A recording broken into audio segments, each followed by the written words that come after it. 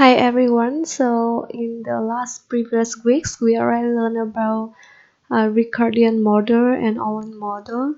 We know the background of exporting, when a country will export, and what kind of product they will choose to export.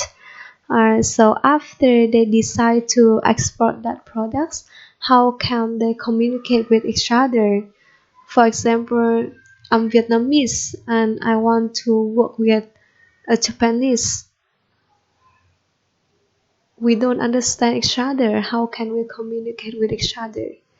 We use a mutual language that is English, right? So it's the same in commercial, in trading, they will use the mutual trade terms called Incoterms.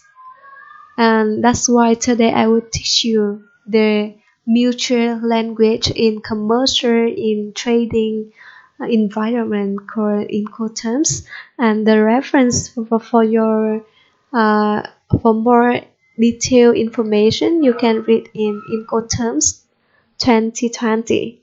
So in my generation, when I was in university, I think we use uh, Incoterms 2010, but now it's already updated, and the updated Incoterms is 2020. I also uploaded it in Blackboard, so feel free to read it. And after these lessons, I expect that all of you will understand what is Incoterms. So when someone mention Incoterms, you will not be surprised, or you will wonder what is that, and you understand what Incoterms rules do and do not do. And the third one is the most important, that you know how to apply the Incoterms rules in the reality. So this one is very important when you work for the third-party logistics company, or you work in the import and export department. Okay, so to achieve those three learning expectations, we will go through three main parts of the contents. The first one is the overview about Incoterms rules. The second part is Incoterms 2020. And the third part is division of Incoterms. So what are Incoterms rules? So Incoterms is stand for, is the uh, shortened form of international commercial terms, and they are a series of predefined commercial terms. Is predefined commercial terms and is published by the International Chamber of Commerce. We are normally call it ICC, relating to the international commercial law. And Incoterms define the mutual obligations of seller and buyer, arising from the movement of goods under the international contract from the standpoint of risk, cost, and documents. And this definition is established in 1990 by UNTAC. And Incoterms is widely used in international commercial transaction or procurement processes. So you don't need to worry, or maybe you work with US and US don't use Incoterms, for example. Just it's okay because it's widely used. It is used in many countries in the world. And Incoterms rules are accepted by the governments, legal authorities, and practitioners worldwide for the interpretation of most commonly used terms in international trade. So this Incoterm is the most popular terms in international trade. So it's very important when you want to do import and export. Is the point that you have to know when you do international trade. So what Incoterms do? So Incoterms reflect the business-to-business practice in contracts of our sale and purchase of goods. So we have two kinds of our business. The first one is B2B. B2B. I believe that you already heard this before. And another type is B2C. So B2B is business to business and B2C is business to the customer. So what is different between them? When you look at the name of the type, you already imagine what is different, right? B2B is they sell from company to company, like wholesaler to wholesaler, business to business. But B2C is from business to the customer, to the end user. So for example, 7-Eleven is B2C, right? Because they sell from the retailer, from the business to the end user, directly to the customer. But B2B maybe you are a vegetable supplier, for example, then you supply it to supermarket or to the restaurant. So it's B2B because you sell to a business, another business, so they will sell to other customer. So that is B2B. And remember, Incoterms is only applied for B2B, not B2C. Okay, and Incoterms rules describe three main things. The first one is obligations, the second one is risk, and the first one is the cost. So for obligations, who will do the obligation between seller and buyer? For example, who will organize the carriage or insurance? Who will buy the insurance of the goods, the seller or the buyer? And who will obtain the shipping documents and export or import license? So they will separate the duty, the responsibility, the obligation between the seller and buyer. Who will take responsibility for that one? The second one is risk. Then where and when the seller will deliver the goods. Where and when the seller will deliver the goods. Or where the risk will transfer from the seller to the buyer. So for example, I say the seller will deliver the products to this point. This one is buyer. This one is seller. And this one is buyer. So the seller will deliver the good to here. Then the buyer will take responsibility from this point to the back. So it means from this point, the risk will be transferred from the seller to the buyer. Okay, let me give you another example. For example, you order Grab food. So the Grab has to go to the restaurant and deliver the products, the food to your home. So what happens if the motorcycle of the Grab driver broken? Who will take responsibility for it? Who will take that risk? Who will pay for the motorcycle broken motorcycle? The driver, right? The Grab driver. So it means the Grab drivers has to take all the risk until they already deliver the goods to us. So it means in front of our door.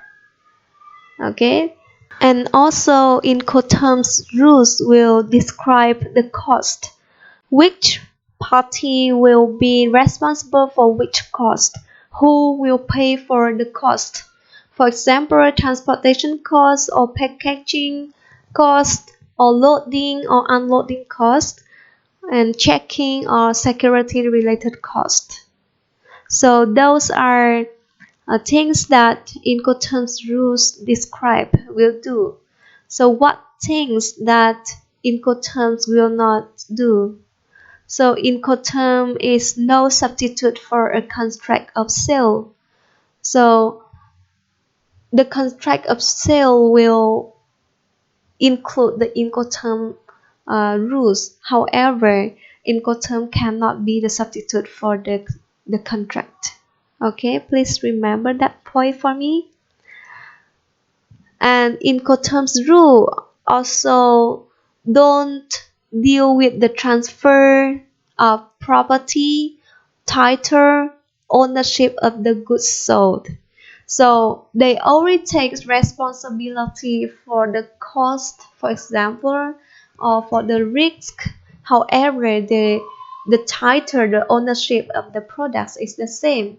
For example, the company A sell the products to the company B,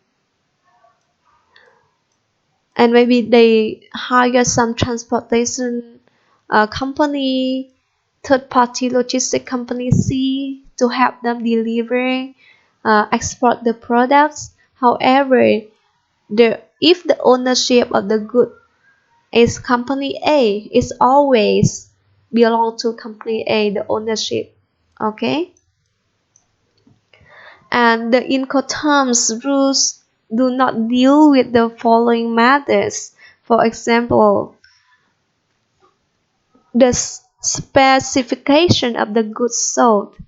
So Incoterms will not deal with the specifications, the characteristic of the goods sold, or the time, the place, the method or currency of the payment of the price. So they will in Incoterm they will determine where they deliver the products, where is the destination, but the place of delivery of the destination will be determined by two parties, by the seller or the buyer. They will discuss and determine the place and the time. Incoterms rules will not involve with those matters. And also, Incoterms will not deal with the export or import prohibitions or the force majeure or hardship. So, for example, when you deliver the products from A to B and you meet a storm or you meet natural disaster, Incoterm will not deal with those matters. Okay.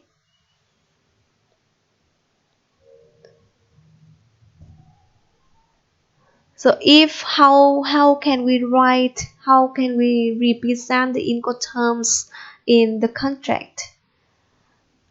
If we want to use the Incoterm 2020 rules to apply in the contract, we will write the chosen Incoterms rules, then the name part or place or point, then Incoterms 2020. So in total, we will have 11 Incoterms rules. So here I just give you one example, that is CIF. What is CIF? We will learn it later. So we will just write the three letters of the Incoterm rules. So here is the cost, insurance, and freight. But we only use the first three letters of the Incoterm rules. We will write CIF, then the name port, that is in Shanghai, or the place is Shanghai, and Incoterms 2020 is the Incoterms years, Incoterm rules that we want to use. Why we have to write Incoterm 2020? Because when there is something happen, some conflict, um, the government or the lawyer, they can look at the Incoterms 2020, or should they look at the Incoterm 2010? They want to know which Incoterms the buyer and the seller agree to use. So you have to write Incoterms 2020 here, or Incoterms 2010 if you use Incoterms 2010. Okay, and one point is very important is the name of the port, a place or point here, the Shanghai. So in all Incoterms rules except for the C rules, okay, we have four main group of Incoterms. The first one is E, the second one is F group, the third one is C group, and the final one is a D group. We will learn more detail about it later. So remember, for the C group, the name, for all the Incoterms rules except for the C group, the name of the place here indicates where the goods are delivered. So the point that we the seller will deliver the products. It means that here is the point that the risk transfer from the seller to buyer. Okay, and in the D group rules, the name of the place is the place of delivery, and that one is also the place of that destination. And seller must organize the carriage to that point. So it means in the D rules, the place of delivery and also the place of that destination, we will put that place there here after the chosen Incoterms rules. And it means, for example, if I have D AP Shanghai Incoterm 2020, for example, then it means the seller have to organize the carriage until Shanghai. Okay, and in the C rules, the name place here indicates the destination to which the seller must organize and pay for the carriage of the goods. It means that here CIF, Shanghai, Incoterms 2020, it means Shanghai is the destination, and the seller have to organize and pay for the carriage of the goods until Shanghai. Okay, if it's not include the carriage or the insurance, it means this Shanghai is the place or the port of delivery. Okay, please remember how to put the Incoterms rules in your contract, how to write it. So I give you one example. Here is the sale contracts between the Epilon company in Malaysia and the company Integral in Ho Chi Minh City. And here, can you tell me what is the Incoterms rule they are using here? Okay, so you can see here FOB. FOB is free on board, and we will learn it what is that one later. Free on board and Malaysia. Malaysia will be the place that the seller have to deliver to, right? Because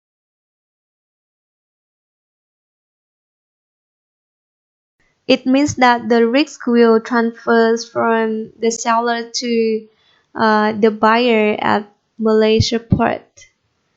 But here, do you see they are lack of something? When we look at here, okay, we know that they use the Incoterms rule is FOB, and the place where the risk is transfers from the seller to the buyer, but we don't know which year, we don't know what Incoterms rules they are using.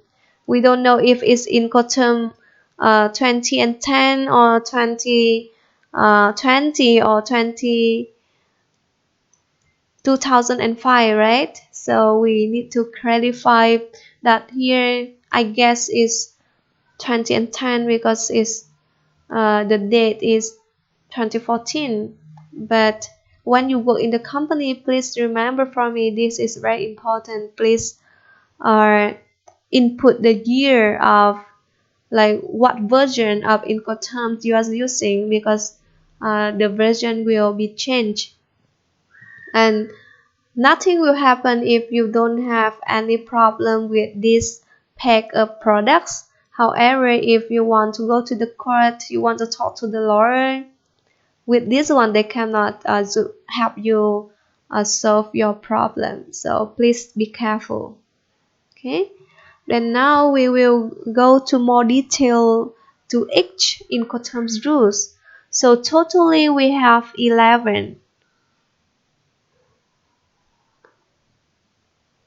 Okay, 11 rules, and we divide it into 4 groups.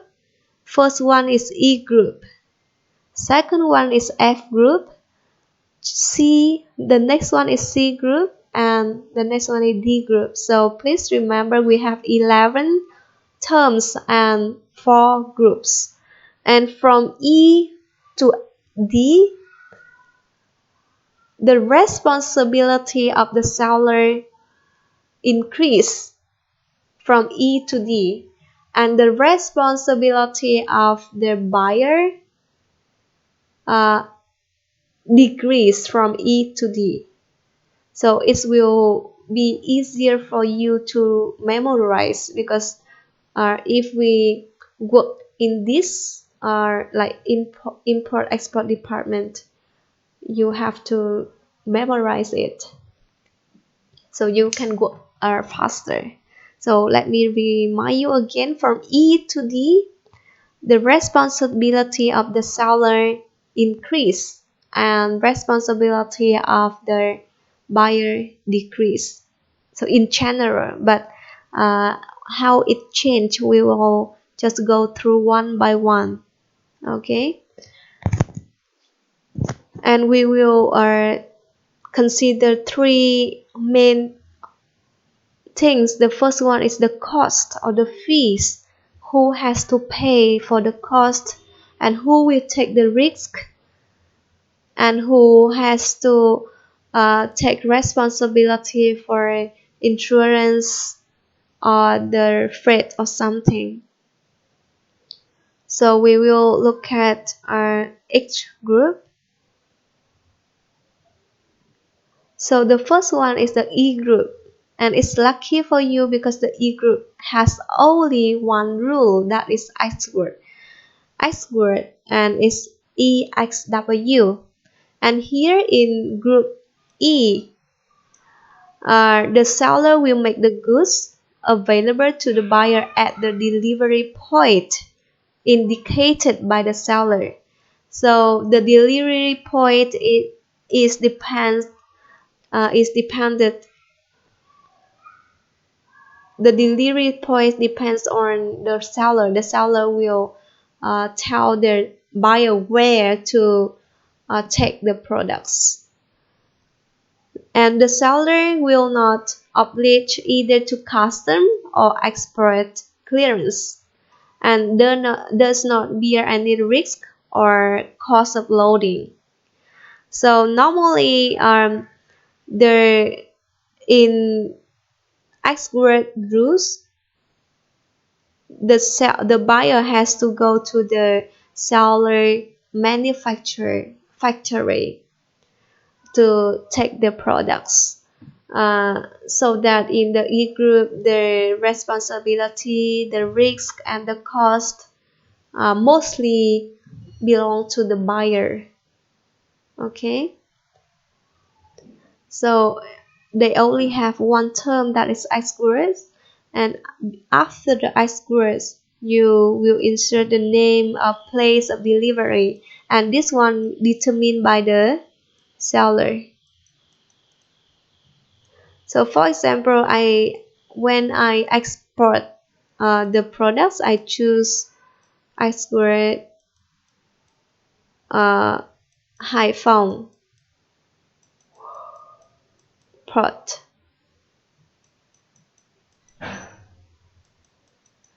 Incoterms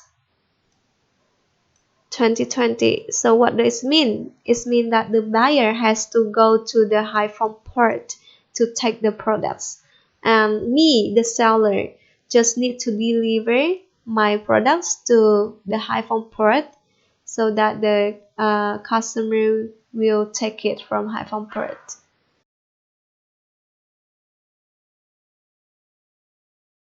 Here you can see that the seller will take responsibility until this point, that is in front of the factory, and the seller just need to manufacture and just leave it here. The customer will just go to the factory to take the products, also include the load the products into the truck. And here we can see the blue one is represent for the cost. The yellow one is represent for the risk, and the orange one is represent for the insurance. So here the seller only take responsibility for the cost, the risk, and the insurance until this point, until before the product is loaded into the truck before, and the rest of that one, loading the products into the truck and deliver it, make the clearance, custom clearance, pay for transportation until it's arrived the buyer place. That's all the responsibility of the buyers. And ex-words can use for all their mode of transportation, and is represent for here you can see it's pink. So if just a tip for you guys to memorize, so if you see it's pink here, it means that this Incoterms rules can use for all mode of transportation. Okay, so we go to the second group, that is the F group. So in F group you have more terms, you have 3 terms instead of 1 term like E group. So here we have FCA, FAS, and FOB. So what is FCA? FCA is free carrier, and after FCA, please insert the name of place of delivery. So here FCAs we can use for all modes of transportation. Here the responsibility of the seller increase. It's not in this point anymore, but the seller has to load the products into the truck before delivered to the buyer. So after the seller will have responsibility until after the product is loaded into the truck, and the rest will be on the buyers. So it's the same for the cost, the risks, and the insurance. So that is you can see the difference between the ex-word and the free carrier. Okay, so the responsibility of the seller increase. Okay, the next one is FAS. FAS is free alongside ship, and after how to write it in the contract. So after FAS, you have to put the name of the port of shipment.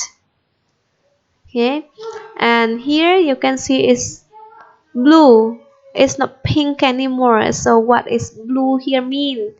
It means that they only use the sea or the inland water transportation mode. It's not for all the mode. We don't use it for air anymore.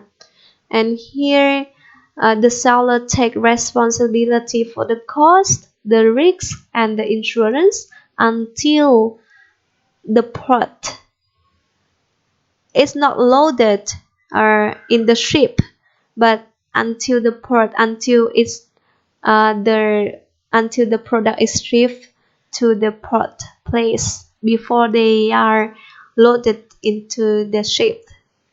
Okay. The next one is FOB. FOB is free on board. So after FOB, you have to also insert the name of the port of shipment. So it's the same as FAS, right? Okay. The same as FAS, that you have to put the name of the port of shipment. But what is the difference? The difference is in FOB, the seller has to take responsibility until the product is loaded into the ship.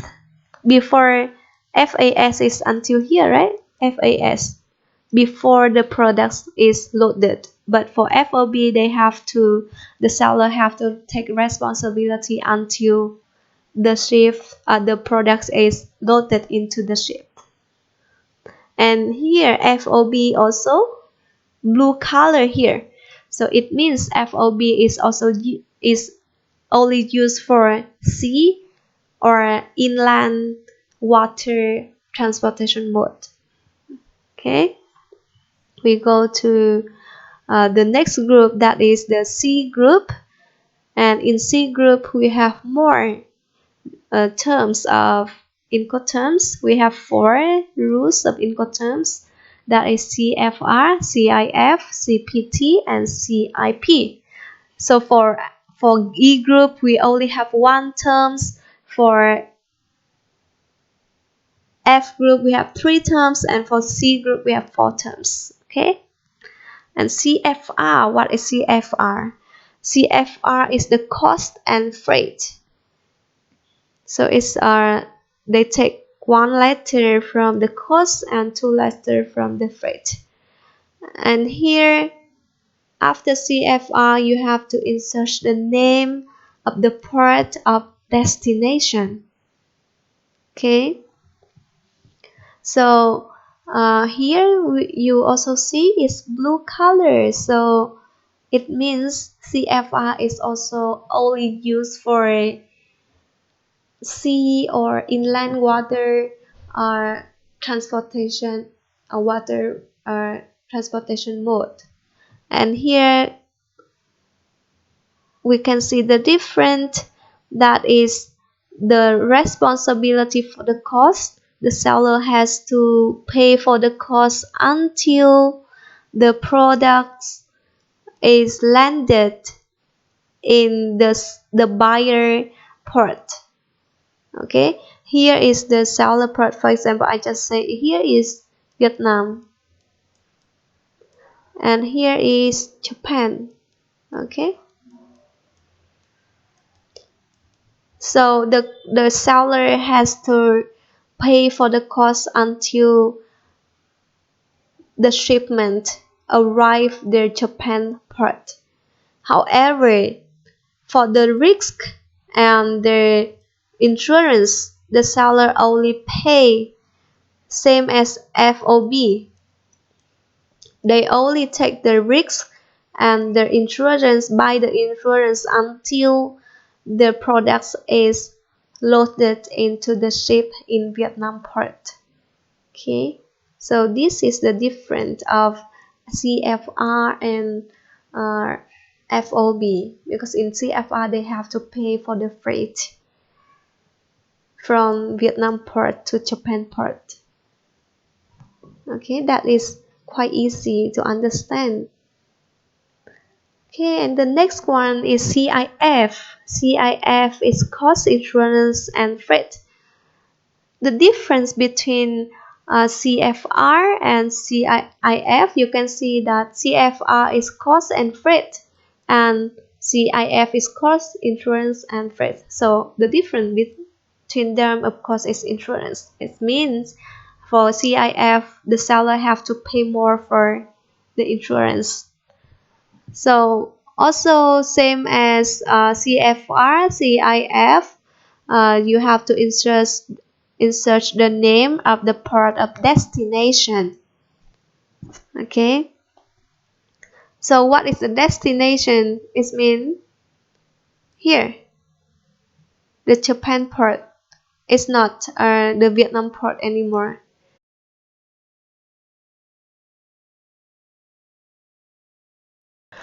So for example, here is Haiphong port and here is Okinawa port. After when we want to write the Incoterms rules in the contract, we have to write CIF Okinawa port Incoterms 2020 because the destination here is Okinawa port. It's not Haiphong port anymore. Okay, and here we have to pay attention to two important places. The first one is where the risk is transferred from the seller to the buyer, and the second place is where they deliver the products to, where they have to pay for the cost, the insurance and the freight. So here we can see the seller have to pay for the freight, the cost until the port of or a destination in the buyer's country. But the risk is transferred from the seller to the buyer at the point that the product is already loaded in the ship in the seller country. And the same, the insurance is on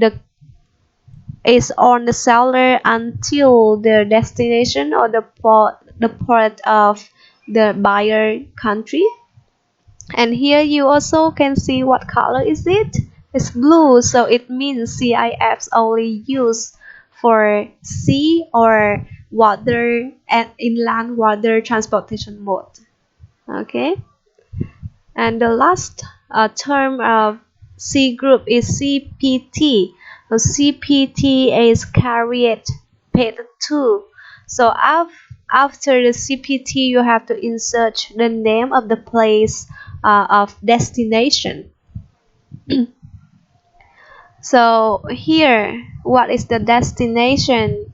So the destination is a place where the cost where the seller have to pay for the cost until uh, before the product is loaded into the truck.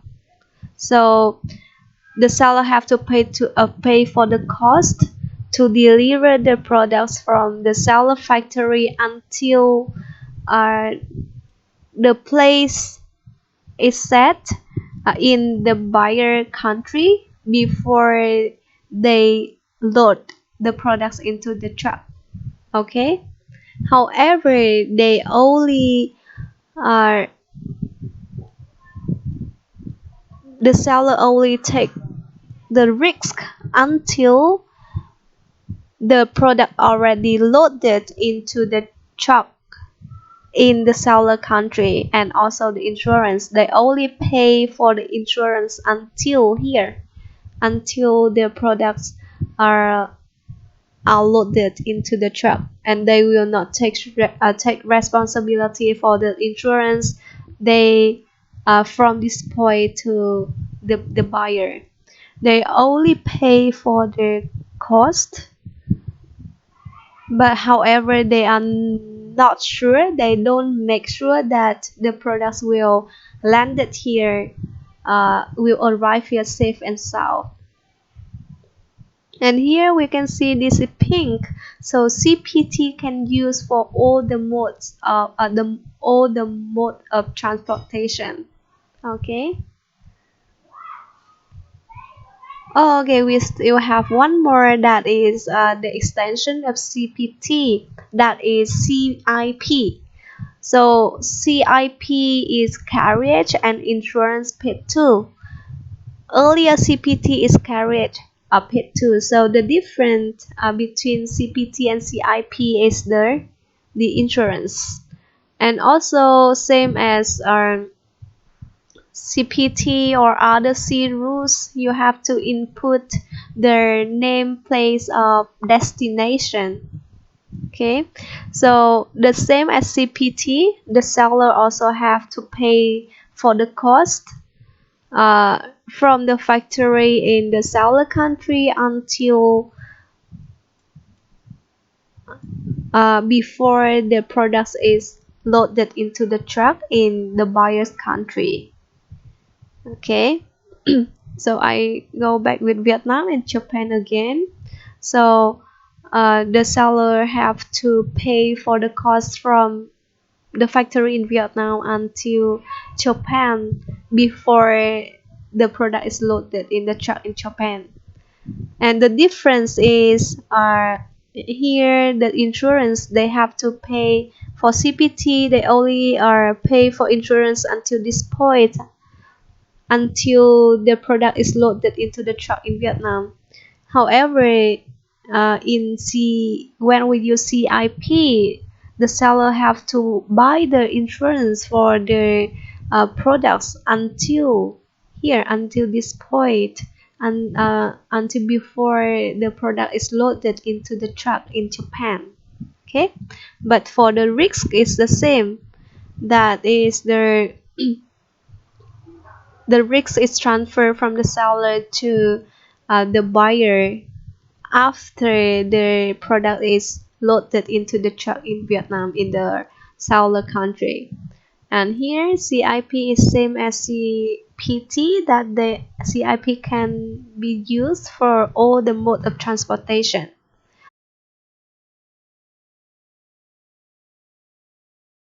So we just go through three groups, are E, F, and C group, and now we go to the last group, that is D group. So D group will have three terms. The first one is DPU, the second one is DAP, and the last one is DDP. So what is DPU? DPU is deliver at place unloaded, and also same as the C group. After the DPU, we will put the name, place of destination. So here first you also see DPU is pink here. So DPU can be used for all modes of transportation, and the cost and the risk and the insurance is on the seller until the place that before the product is loaded to the truck. Okay, and the rest will be on the buyer. So the seller only pay the cost, and also insurance, and the risk is transferred from the seller to the buyer at the same place, that is the place before the product is loaded to the truck. And for DAP is quite similar to DPU. However, the difference between DPU and DAP is DAP, the seller have to take responsibility about the cost, the risks, and also insurance after the product is loaded into the truck. So for DPU, the seller take responsibility until here for cost, risk, and insurance. However, after they load the products into the truck, uh, then that is when we use DAP. And the last one is DDP, and DDP stands for Deliver Duty Paid. And it's also the same as DAP, that the seller has to take responsibility for costs, risks, and insurance until this point is after the product is loaded into the truck. But the difference between them is you can see here the duty paid. So for DAP, the buyers is the person who have to pay for the tax or the cost related to custom clearance. However, in DDP is uh, the terms that the responsibility of the seller is the highest, and here the seller has to pay for the cost related to custom clearance and also the tax here. Okay, so I already go through very general information about 11 terms, Incoterms rules, and what are difference between them, and separate responsibility for the cost, the risk, and also insurance, and what kind of transportation mode each terms can use. And please remember for me those important things that I already emphasized in the lessons. For more detail, when we should use or when we should use which terms, I will let you figure out, and we will discuss with each other in the class. Okay, thank you.